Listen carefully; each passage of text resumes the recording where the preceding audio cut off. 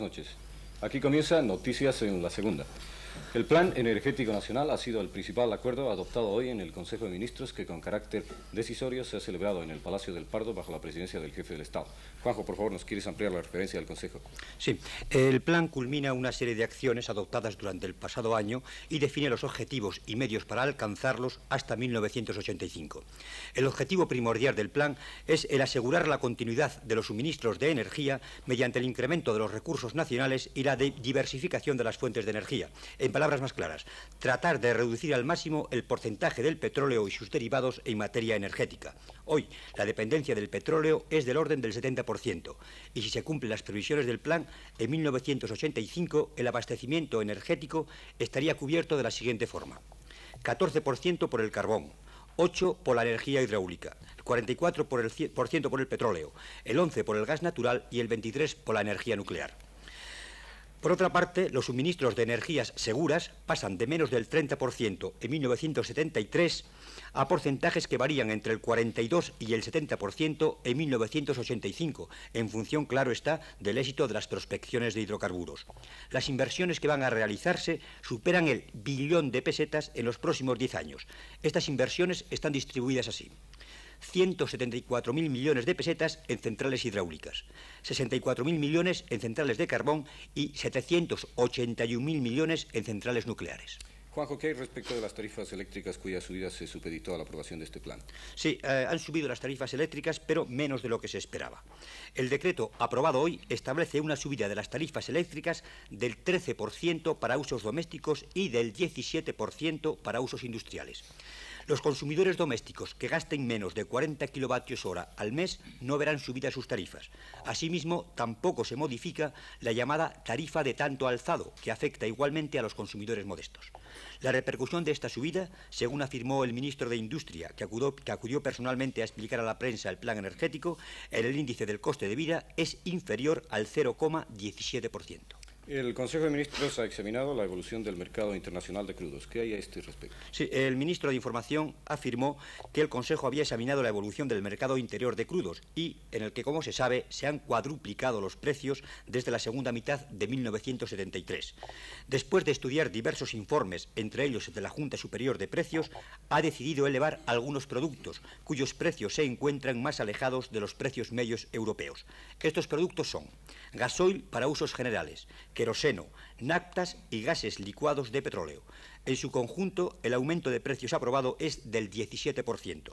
No se modifican los precios del gasoil para usos agrícola y pesquero, ni tampoco el de la gasolina. ¿Algunos otros acuerdos adoptados? Sí, la creación de un banco árabe español en el que intervienen como accionistas un banco libio, otro de Kuwait, el Instituto de Crédito Oficial, el INI y un grupo integrado por 7 bancos españoles. Este banco será muy útil para el reciclaje de petrodólares y para canalizar las inversiones y financiación a medio y largo plazo hacia empresas españolas. También el Gobierno ha adoptado el acuerdo de remitir a las Cortes un proyecto de ley sobre relaciones laborales. Este proyecto es una parte importante de la proyectada Ley Básica del Trabajo. No incluye la regulación de los conflictos colectivos, ya que, según dijo el ministro de Información y Turismo, señor Herrera Esteban, el Gobierno ha estimado oportuno anticiparla por decreto ya en trámite avanzado de redacción, dada la necesidad de responder en el plazo más breve posible a las exigencias de la realidad en esta materia. También ha sido nombrada una comisión en el seno del Gobierno para preparar un proyecto de ley de regulación de las empresas que reviste la forma jurídica de sociedad y facilite la mayor participación del personal. Por último, se ha aprobado un decreto por el que se desarrolla la Ley de Protección del Ambiente Atmosférico.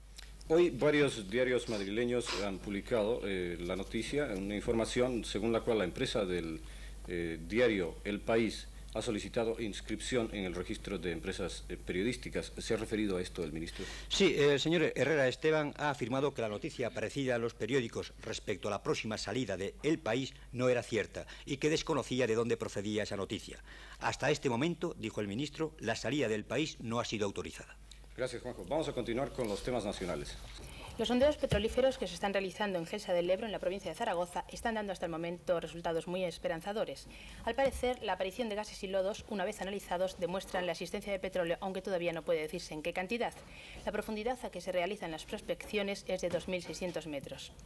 Por otra parte, también en Pamplona se rumorea insistentemente que en unas prospecciones que se llevan a cabo en los alrededores del Pozo de Esparza de Potasas de Navarra, que en los últimos días fue noticia, aunque por otras causas, han aparecido claros indicios de petróleo en forma de gas. La revista Tribuna Veterinaria informa que los embutidos tradicionales españoles están perdiendo mucho prestigio tanto en el mercado nacional como en el extranjero ante el desarrollo tecnológico de la industria cárnica que está transformando los procesos naturales que antes regían la fabricación de estos productos. La revista señala que con la tecnología se han conseguido embutidos de magnífico aspecto, pero de una calidad muy deficiente. En algunos casos, la tecnología ha venido a sumarse a la picaresca. La revista dice textualmente: el chorizo barato se elabora con corteza de tocino cocida y teñida, vísceras y tejido adiposo. En la última campaña, que finalizó el pasado mes de octubre, el consumo de aceite de oliva en nuestro país disminuyó en un 4%. A pesar de ello, este aceite de oliva continúa siendo el más consumido en relación a los demás aceites vegetales. Sin embargo, en esta campaña, el total de aceites vegetales consumidos fue de más de 700.000 toneladas, lo que representa un aumento de un 14% sobre el consumo de la campaña anterior. Se han elevado numerosas protestas en la Universidad Politécnica de Madrid, muy concretamente en la Escuela de Ingenieros Industriales, por el proyecto de instalación en España de una filial del Instituto de Tecnología de Massachusetts. Para esta filial se baraja un presupuesto anual de 500 millones de pesetas, cantidad que contrasta con los 80 millones de presupuesto que tiene, también para un año, la Escuela Superior de Ingenieros Industriales. No es ningún secreto para nadie que el precio de los productos varía mucho desde su lugar de origen hasta que llega a las manos del consumidor. Pero, ¿por qué se encarecen los productos? Para mucha gente la culpa la tienen los intermediarios. ¿Por qué hay tanta diferencia entre los precios de origen de los productos y los precios de venta al consumidor? Porque entre medias hay varios intermediarios que se absorben todo el margen que tenían que llevarse el del campo. ¿Quién manipula los precios de los productos base para la alimentación? Pues para mí pienso que los intermediarios que hay entre el precio de origen y nosotros. ¿Quiénes son esos intermediarios? Pues eso es un poco difícil de contestar porque creo que inclusive podríamos compararlo con organizaciones poco honestas. ¿Quién fija los precios? Pues yo creo que generalmente el asentador. ¿Quién es el asentador? Pues es un señor que manipula el negocio de otros señores. Y luego hay otra clase de asentadores, que no son asentadores, ¿sabes?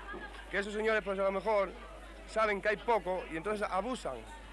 Por ejemplo, hay poco, pues esto ya supone que tienen que venderlo a tanto, pues para arriba, como hay poco, somos muchos pescaderos, pues se lo llevan como quieran. Al productor se le compra del mercado central, pero una vez que llega la mercancía al mercado central muchas veces le pagan bastante menos que lo que se fue acordado y entonces le amenazan con devolver la mercancía si no la quieren al precio que se les dice en el mercado central. ¿Por cuántas manos pasan los productos que tú vendes aquí?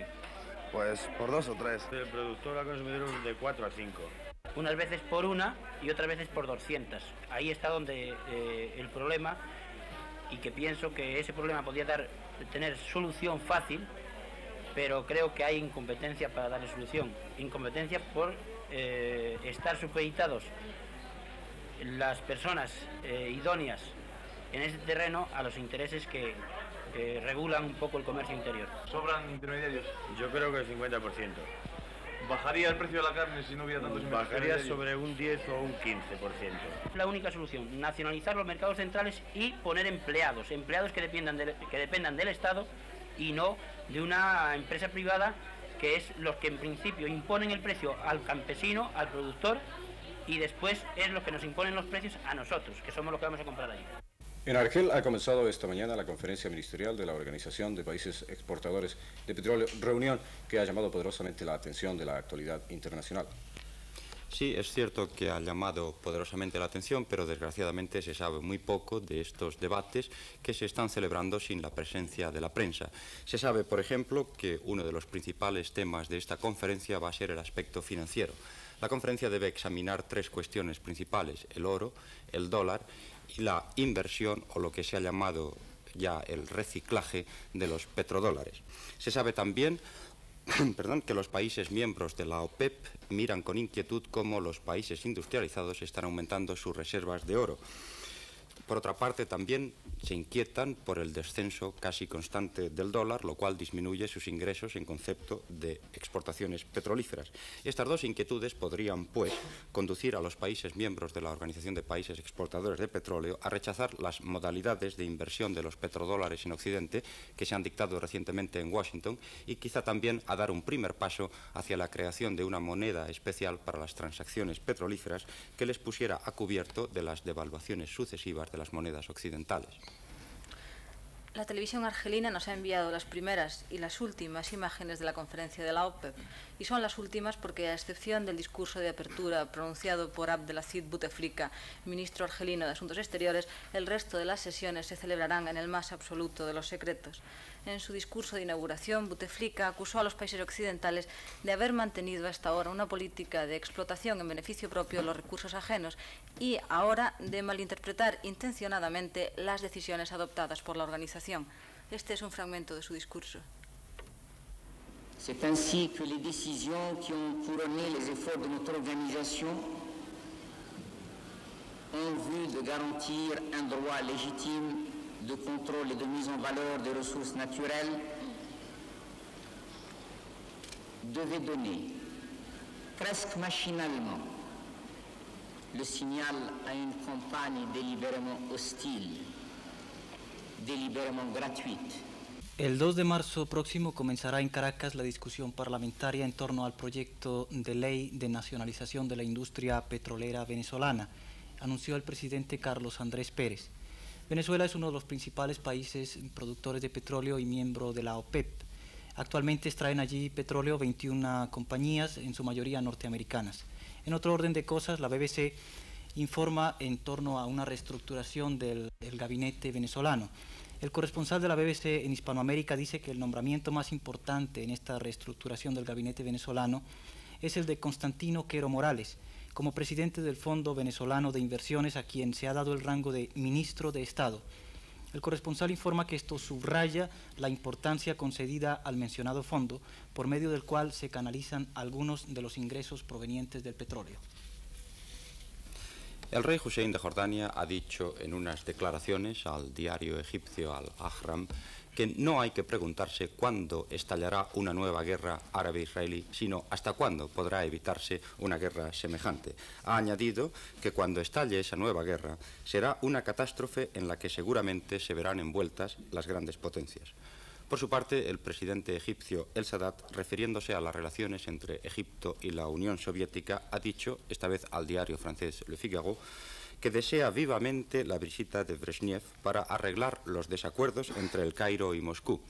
Desacuerdos, ha dicho el presidente egipcio, que no son únicamente militares, sino también políticos y económicos. La Conferencia de Ginebra, defendida por la Unión Soviética y por los países árabes que están bajo su influencia, se apunta cada vez más como la única salida posible para resolver la crisis de Oriente Medio. Si la próxima gira de Henry Kissinger por la zona no obtiene el éxito necesario, Estados Unidos e Israel no tendrán más remedio que aceptar una conferencia de paz de este tipo. Las imágenes que vamos a ver ahora son unos fragmentos que corresponden a discursos del presidente Sadat y del primer ministro israelí Rabin, en los cuales se muestra hasta qué punto están enfrentadas sus posiciones. Mientras Rabin apela a condiciones de seguridad para mantenerse en sus 13, Sadat exige de Israel que se retire de los tres frentes y anuncia, además, que si Israel llegara a atacar a Siria, Egipto entraría automáticamente en guerra. Without sacrificing what I believe are the basic conditions for security. What are the basic conditions for understanding by other countries, friendly countries, of what we do? Israel must pull back on the three fronts in Sinai, Golan Heights, and the Western Bank. If Israel attacks Syria, I shall be going in action, in offensive at once. La situación en Portugal continúa muy confusa y de ella se ocupan la mayoría de las estaciones de radio europeas. Desde que el Consejo de Ministros aprobó la Ley de Unidad Sindical patrocinada por el Partido Comunista con el apoyo de las Fuerzas Armadas, se ha creado en el país un clima de tensión e incertidumbre. Circulan en Lisboa rumores que indican que el controvertido proyecto ha sido remitido al Consejo de Estado para que emita su opinión al respecto, aunque tal hipótesis no ha sido confirmada. Así pues, la reunión del próximo domingo, en la que los socialistas decidirán si continúan o no en el gobierno, adquiere una importancia fundamental. Los líderes socialistas piensan que sería un grave error abandonar el gobierno provisional, aunque no están seguros de convencer a la mayoría del Comité Central del partido, formado por 40 miembros.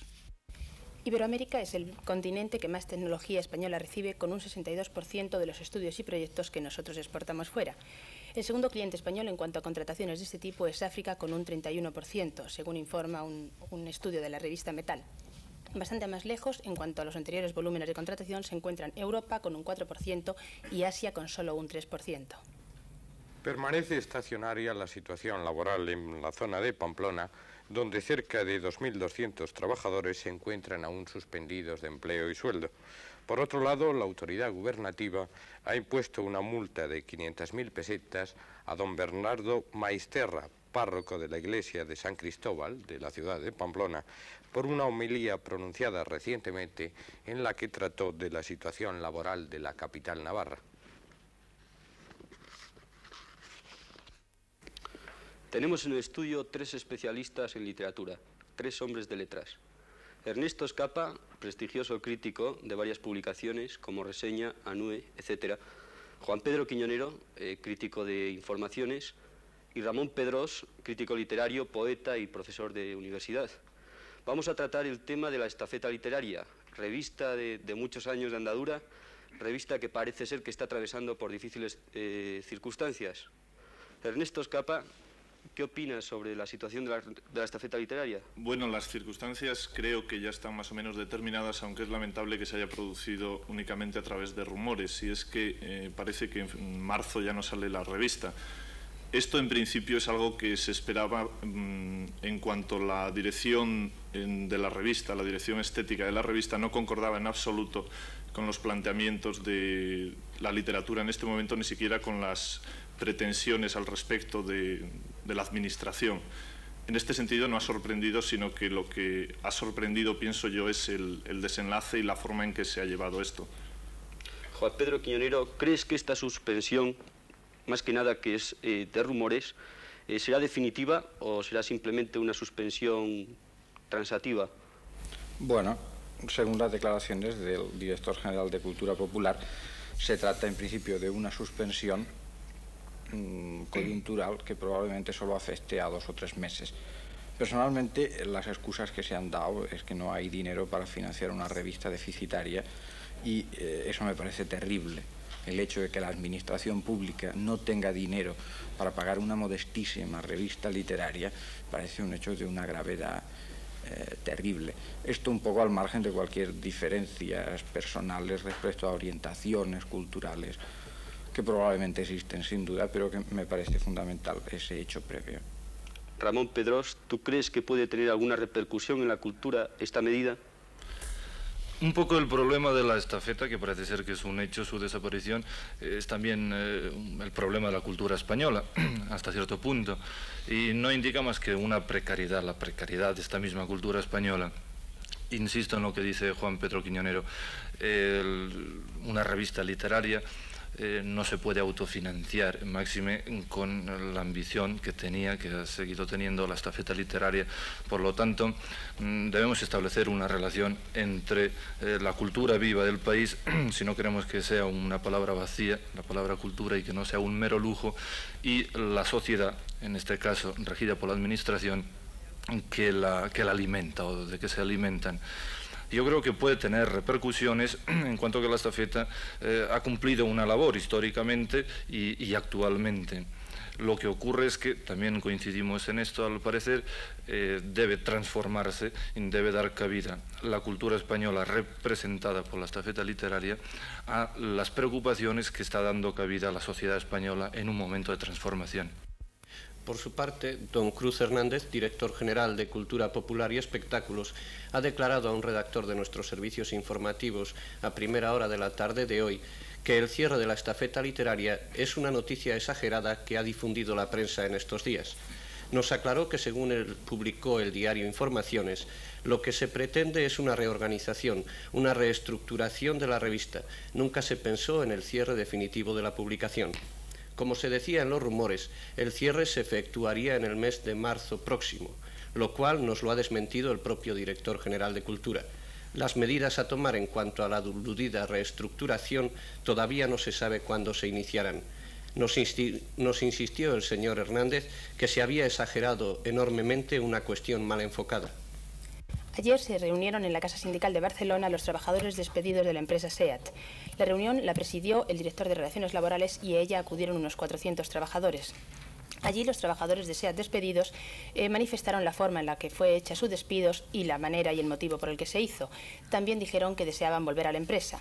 Asimismo, plantearon diversas propuestas en orden a la defensa de sus intereses, facilidades para reunión y relación con los medios informativos para poderles contar todas estas cosas. Por otra parte, han sido sancionados por la autoridad gubernativa con multas que oscilan entre las 2.000 y las 50.000 pesetas los detenidos por la fuerza pública con ocasión de los incidentes callejeros que ocurrieron días pasados en Barcelona. Por el mismo motivo, continúan encarceladas 13 personas que se encuentran a disposición del Tribunal de Orden Público. De estas 13 personas, 5 de los detenidos son obreros de la empresa SEAT. El próximo aumento de precios en los fármacos, las materias primas de los productos farmacéuticos, no incidirá en estos, ya que la subida no superará la cota del 3%. Parece que el aumento se producirá en breve, ya que, como se ha dicho antes, la subida al no superar la cota del 3% no necesita la aprobación del Consejo de Ministros. En cambio, lo que sí se espera para este año es un aumento de los precios internacionales del azúcar. Según un informe elaborado por el Gabinete de Estudios del Banco de Vizcaya, la campaña azucarera internacional registrará un descenso de la producción a escala mundial. Como la demanda crece ininterrumpidamente, la conclusión elemental es el aumento de los precios. Hoy en Moscú se ha firmado un acuerdo comercial entre la Unión Soviética y España por el que Rusia comprará 110 millones de litros de vino español a granel y 7 millones de litros de brandy, aparte de otros productos agrícolas. Esta venta tendrá un valor de unos 2.280 millones de pesetas. España, por su parte, comprará a la Unión Soviética equipos mecánicos y aceites comestibles. En el mismo campo comercial hay que recordar que hace una semana, justamente en París, España firmó un acuerdo para la compra de 1 millón de toneladas de petróleo soviético para una determinada empresa de nuestro país. Últimamente, y con bastante insistencia, se reciben noticias de que los bous franceses están causando problemas a los pescadores del Cantábrico. Desde Oviedo nos informan sobre este tema. Los pescadores de bajura del litoral cantábrico tienen frecuentes incidentes con los bous franceses que les llevan las artes de pesca, destrozan sus aparejos y les causan innumerables perjuicios. Los pescadores de lastres en el litoral asturiano nos hablan del problema. Muchas veces trabajan en aguas que están autorizadas para trabajar, aguas fuera de la jurisdicción, pero otras veces también se meten bastante al interior de la costa. Cuando ustedes están en los caladeros habituales con sus artes de pesca, incluso viéndoles allí a ustedes en ese momento trabajando, llegan y pasan por donde puedan. Eso es lo triste, que estando trabajando y con los aparejos en las manos, balizados, y nosotros haciendo la vigilancia, algunos respetan, pero muchos de ellos no respetan. Todavía este invierno, hace cuestión de 4 días, estábamos allí, pues, 4 barcos de Ribadesella, todos los de lastres, que somos aquí 17, 18, 20, y pasó por el medio de todos los aparejos. Tuvimos que arriar los aparejos, los estábamos levantando, los palangres de besugo. Fuimos a ellos, en buenas condiciones, o sea, tratando, pues, por la vía razonable, ¿no? Sin tirarse los trastos a la cabeza, pero ni por eso. Se meten en el puente e incluso se ríen de nosotros, salen a la borda a reírse. Y nos llevan los aparejos, que solamente con el objeto solamente de virar, bien sea a estribor, una simple guiñada, bien sea a babor, se podrían librar. Pero no, ellos no sé si es que tienen pescado o porque les marca, o por hacer daño, o porque son barcos grandes y nos atropellan. ¿Pueden calcular que las pérdidas son grandes para los pescadores de aquí cuando les llevan los aparejos? Pues ya lo creo, sí señor. Hubo algunas ocasiones, barcos de perder 12, 14, y tienes volantes, cada volante, bueno, o sea, ahora estará sobre 7, 8 mil pesetas, ¿no? Cada una, que suponen pérdidas pues de 60, 80 y hasta 100 y pico mil pesetas. ¿Y los pescadores de lastres dónde pueden reclamar cuando les ocurre esto? Pues como los barcos son de otra nacionalidad, es muy difícil. ¿A dónde vamos a ir? Donde quiera que vayamos, pues no conseguimos nada, hasta la fecha por lo menos. La jornada de pesca ha concluido y los pescadores de Lastres descansan ante un vaso de vino o de sidra. ¿Puede alguno de ustedes contarnos algo acerca de los bous franceses? Yo podría decir que cuando yo andaba a la mar, porque ya estoy jubilado ya estoy por inútil, apedreámoslos muchas veces y ellos venían detrás de nosotros con mangueres de agua, vestimos y pachamos a pique con los mangueres de agua. Pero nunca siempre un bou francés siempre es muy superior en envergadura a las embarcaciones de ustedes. Aquellos elementos, y sabíamos nosotros que eran casco de nuez, que era así. ¿Y ha perdido muchas veces sus artes de pesca? En cantidad nos llevaron, sí señor. Y el pescado también, claro. Eso generalmente, los que iban allá desde allí, eso no venían para tierra, llevaban el sel.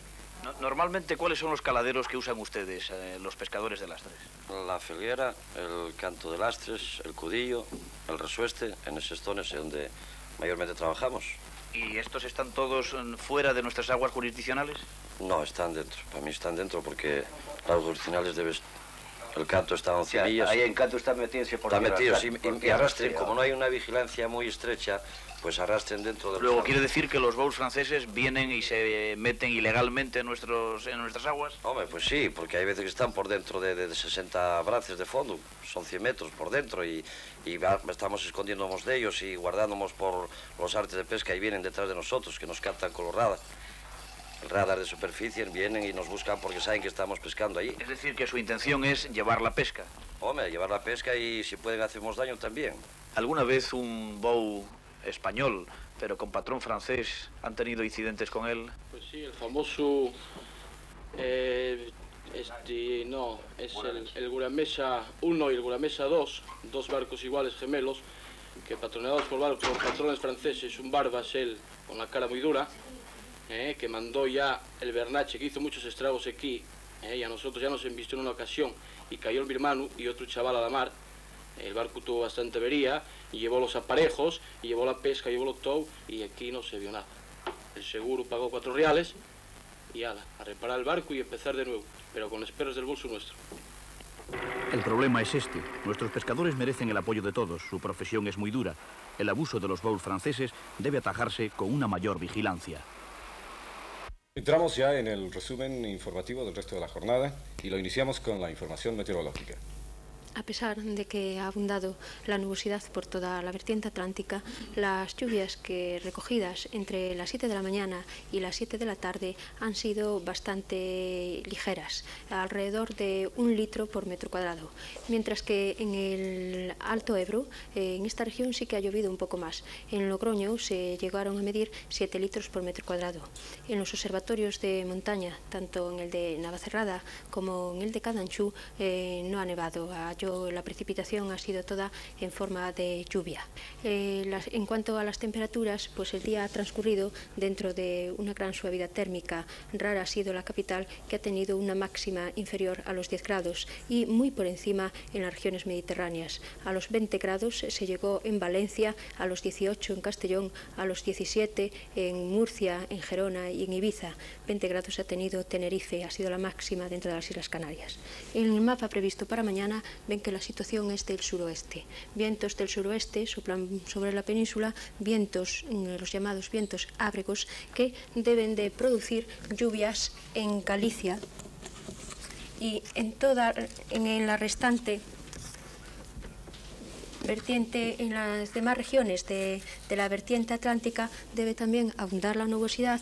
Algunas lluvias más bien escasas deben de producirse por el litoral cantábrico, en el Duero y también en algunas áreas del resto de las regiones de la vertiente atlántica, pero en general por estas zonas, más bien en promedio, la cantidad no será gran cosa. En las regiones mediterráneas el tiempo debe de ser el día soleado, sobre todo en todas las regiones que miran más hacia el este. En cuanto a las temperaturas, han de seguir moderadas tanto las máximas como las mínimas. El Servicio de Telerutas del Ministerio de Obras Públicas nos comunica que no hay ningún puerto de montaña cerrado al tráfico y ni siquiera es preciso el uso de cadenas. El ejército republicano irlandés anunciará probablemente para la semana próxima un nuevo alto el fuego en Irlanda del Norte. La noticia ha sido anunciada hoy por el diario Andersontown News, que circula en toda Irlanda del Norte y que pasa por tener excelentes fuentes de información. El doctor Donald Coogan ha sido entronizado en el arzobispado de Canterbury, con lo cual se convierte automáticamente en jefe de la Iglesia Anglicana de Inglaterra.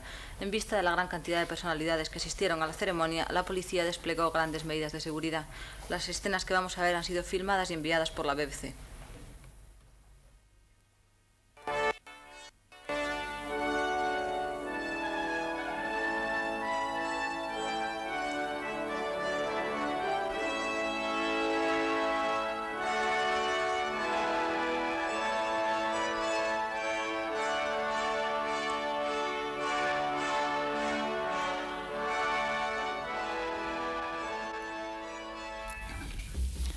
La BBC informa que la realización de un probable referéndum en junio próximo, en el que se decidirá si Gran Bretaña continúa o no en el mercado común, dependerá de que se conozca a tiempo el resultado de las negociaciones que se efectúan sobre los términos de del ingreso británico en la comunidad. El probable referéndum de junio será el primero de esta clase en el que participen los ciudadanos británicos. El premier Wilson dijo que el resultado del referéndum no comprometerá al Parlamento, pero que en su opinión no se imagina cómo los miembros de este podrían decidirse a actuar en contra de una decisión nacional. Wilson reiteró que el gobierno aceptaría la decisión popular. Sigue.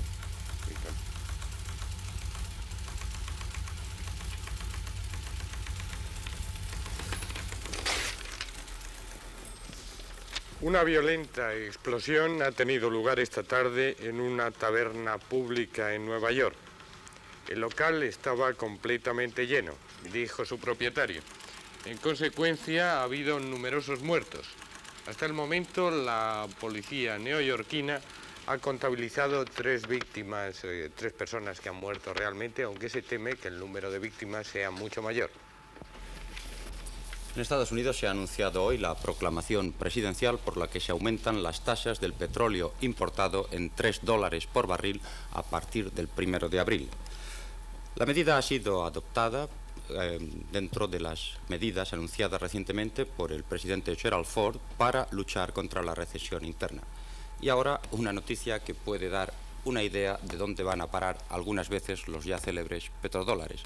El gobernador de Texas ha tenido que rechazar hoy la oferta de un jeque de Arabia Saudita, un jeque que pretende nada menos que comprar el fuerte de El Álamo.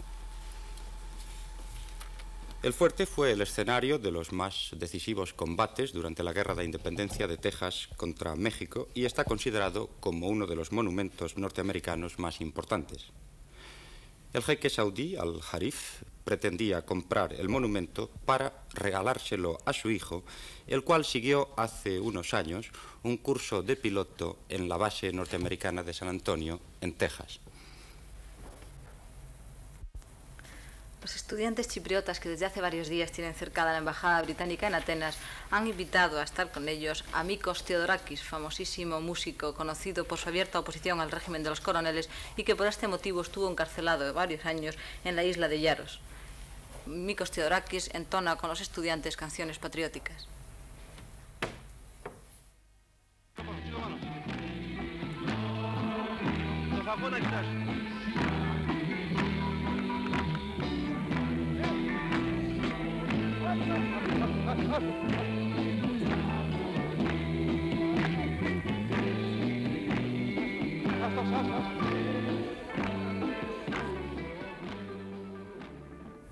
Esta mañana un numeroso grupo de personas han intentado volcar un autobús de la línea Móstoles-Madrid en protesta por el mal servicio que tiene. Al parecer, y dado que los autobuses no paraban porque venían llenos de personas que en esos momentos van a trabajar a Madrid, los viajeros se pararon delante de uno, obligaron a bajar a los ocupantes e intentaron volcar el autobús y le estropearon una de las ruedas. 4 autobuses que venían detrás se pararon, todos los ocupantes bajaron y emprendieron una marcha a pie hasta Alcorcón. Esta marcha fue disuelta por la Guardia Civil. Y esto ha sido todo por hoy en Noticias en la Segunda. Buenas noches.